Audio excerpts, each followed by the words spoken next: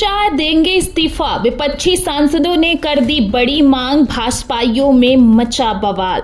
बिहार चुनाव से पहले राज्य में जारी एसआईआर मोदी सरकार के लिए सिरदर्द बन गया है। संसद के अंदर और बाहर दोनों जगह विपक्ष इस मुद्दे पर सरकार को घेरने का काम कर रहा है और अब विपक्ष के ही एक सांसद ने इस मुद्दे पर सरकार को घेरते हुए गृह मंत्री अमित शाह का इस्तीफा मांग लिया है, जिससे सियासी गलियारों में बवाल मच गया है। तो कौन है यह विपक्षी सांसद जिसने इस मुद्दे पर मांग रखी है गृह मंत्री के इस्तीफे की, हम आपको बताएंगे। सबसे पहले आपको बता दें कि टीएमसी सांसद महुआ मोइत्रा, जिनको आप अच्छे से जानते हैं, बिहार में चल रहे वोटर लिस्ट के विशेष गहन पुनरीक्षण यानी कि एसआईआर पर सवाल उठाई हैं। टीएमसी सांसद ने बिहार में 56 लाख अवैध वोटरों के मुद्दे पर केंद्रीय गृह मंत्री अमित शाह के इस्तीफे की मांग की है। महुआ ने कहा है कि सीमा संबंधी मामले केंद्रीय गृह मंत्रालय के दायरे में आते हैं। अगर केंद्र सरकार सोचती है कि बिहार में 56 लाख लोग घुसपैठ करके आ गए हैं तो गृह मंत्रालय क्या कर रहा था?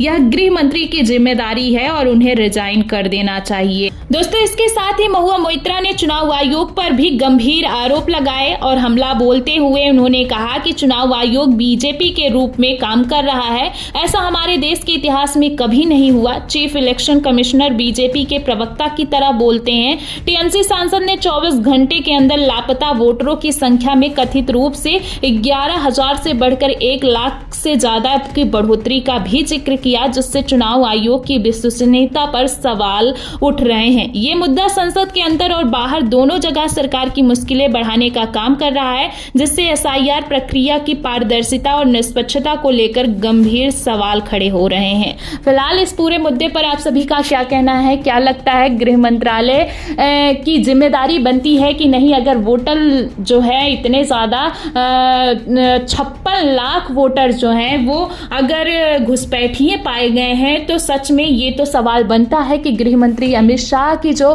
कार्य थे वो क्या कर रहे थे? क्या उनको इस बात पे निगरानी नहीं रखनी चाहिए थी कि ये घुसपैठिए कहां से आए और क्यों आए, और चुनाव से पहले ही क्यों इसका जिक्र किया जा रहा है? इसके पहले भी तो किया जा सकता था। बहुत बड़ा सवाल है। अब देखना दिलचस्प होगा कि गृह मंत्री अमित शाह इस्तीफा देंगे या नहीं देंगे। फिलहाल आप सभी का क्या कहना है? कमेंट में अपनी राय जरूर दें।